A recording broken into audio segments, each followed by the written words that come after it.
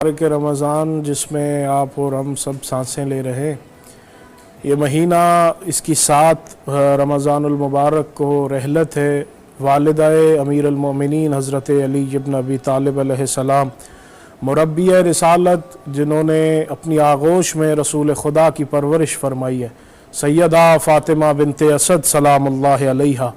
کہ رسول خدا ارشاد فرماتے ہیں کہ میری والدہ سیدہ آمنہ سلام اللہ علیہا کے بعد اگر کسی نے مجھے ماں بن کے پالا ہے تو وہ سیدہ فاطمہ بنت اسد سلام اللہ علیہا ہے۔ اور پوری زندگی جس طریقے سے سیدہ فاطمہ بنت اسد نے اپنی اولاد پہ رسول خدا کو فوقیت دیتے ہوئے رسول خدا کی پرورش کی ہے، چونکہ یہ صرف رشتہ داری کی بنا پر نہیں تھا بلکہ یہ حقیقت میں وہ عقیدہ تھا، چونکہ وہ جانتی تھیں کہ یہ خاتم النبیین ہیں، یہ سردار الانبیاء ہیں، یہ محبوب پروردگار ہیں۔ جس انداز میں سیدہ فاطمہ بنت اسد نے رسول خدا کی پرورش کی، اور وہ یقین، وہ اطمینان سیدہ فاطمہ بنت اسد کی حیات طیبہ میں ملتا ہے کہ جب امیر المومنین حضرت علی ابن ابی طالب علیہ السلام کی آمد کا وقت قریب آتا ہے اور سیدہ کعبۃ اللہ کے قریب آتی ہیں تو شیعہ سنی کتب میں ملتا ہے کہ سیدہ آتے ہی کعبۃ اللہ کی دیوار پہ اپنا ہاتھ رکھ کے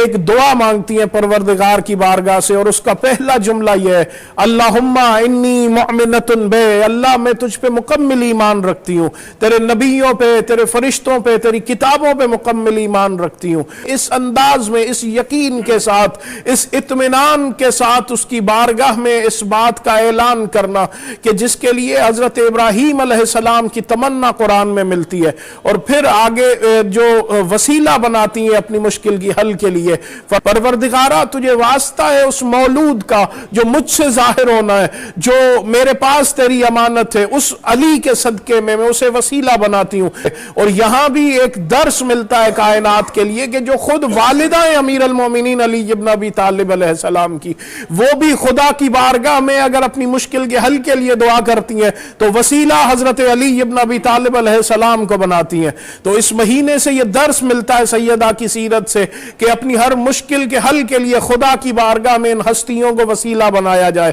اور رسول خدا اور ان کے اہل بیت کے وسیلے سے دعا کی جائے۔ اور پھر اگر عام عرب اور عورت ہوتی تو جس انداز میں دیوار کعبہ شک ہوتی ہے، تو عورت کا مزاج یہ ہے اور انسان کی فطرت یہ ہے کہ انہوں نے پیچھے ہٹ جانا تھا، لیکن چونکہ ان کے والد کا نام بھی اسد تھا اور ان کے بیٹے کو بھی کائنات اسد کہتی ہے، اسد کہتے ہیں شیر کو، چونکہ وہ ایک شیر کی بیٹی تھی اور ان سے ایک شیر دنیا میں ظاہر ہونا تھا جنہوں نے شیر خدا کہلانا تھا، کہ جو توحید کے شیر بن کے رسول خدا کی نصرت اور حمایت میں جنگ کرنی تھی۔ تو سیدہ کعبۃ اللہ کے اندر داخل ہوتی ہیں اور 3 دن تک کعبۃ اللہ میں قیام ہوتا ہے، اور اس بعد سے منزلت کا اور فضائل کا احاطہ کیا جائے اور اندازہ لگایا جائے کہ رسول خدا فرماتے ہیں وہ 3 دن آسمان سے خدا کے حکم سے حضرت حوا، حضرت آسیہ، حضرت مریم، حضرت ام فروہ جو ہمشیرہ ہیں حضرت موسیٰ علیہ السلام کی، وہ تشریف لاتی ہیں اور خدمت سر انجام دیتی ہیں،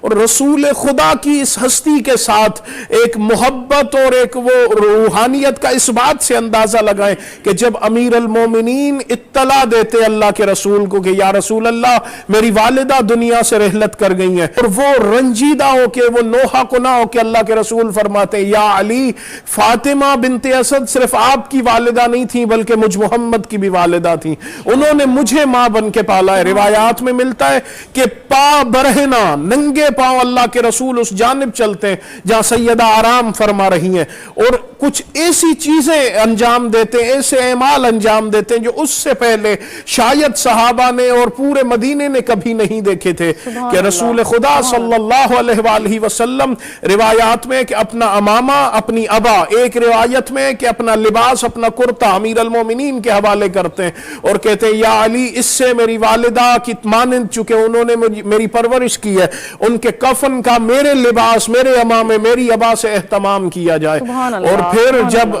جنازہ پڑھانے کا وقت آتا ہے تو تو ہمارے ہاں ابھی بھی برادران اہل سنت کے پاس 4 تکبیریں کہی جاتی ہیں، ہمارے ہاں 5 تکبیرات جنازے میں کہی جاتی ہیں، لیکن رسول خدا نے اپنی زندگی میں صرف 3 مراحل پہ منفرد حیثیت کی نماز جنازہ پڑھائی ہے۔ ایک حضرت جعفر طیار علیہ السلام کہ جو رسول خدا کی زبانی جنت میں فرشتوں کے ساتھ پرواز کر رہے ہیں، جب ان کی نماز جنازہ پڑھاتے ہیں تو اللہ کے رسول 30 تکبیریں بلند کرتے ہیں، اور پھر 2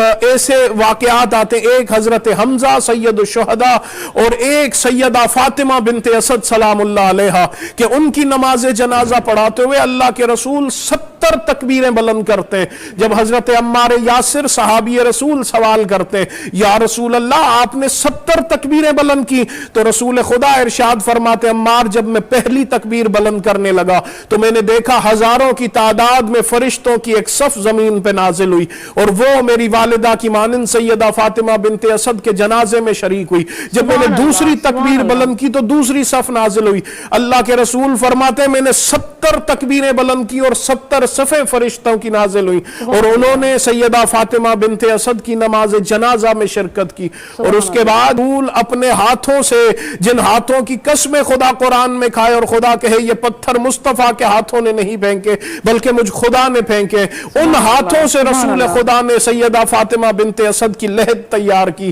اور سیدہ کو لحد میں اتارنے سے پہلے خود اللہ کے رسول لحد میں اترتے ہیں اور اس لحد میں سو جاتے ہیں، بار بار زمین کے کونوں کو ہاتھ لگا کے کہتے ہیں یاد رکھنا میری والدہ تم میں آ رہی ہے اور میری والدہ کو کوئی تکلیف نہ آئے۔ جب حضرت عمار پوچھتے ہیں کہ یا رسول اللہ آپ نے اس طرح کا کیوں جو ہے وہ اظہار کیا، تو رسول خدا فرماتے ہیں جب میں لحد میں سویا تو میں نے دیکھا کہ جنت کے 2 دروازے سیدہ فاطمہ بنت اسد کی لحد میں کھل چکے تھے، چونکہ انہوں نے پوری زندگی میرا خیال رکھا، تو اس لیے میں زمین کو بھی یہ نصیحت کر رہا تھا کہ میری والدہ کا خیال رکھنا۔ سبحان اللہ، سبحان اللہ۔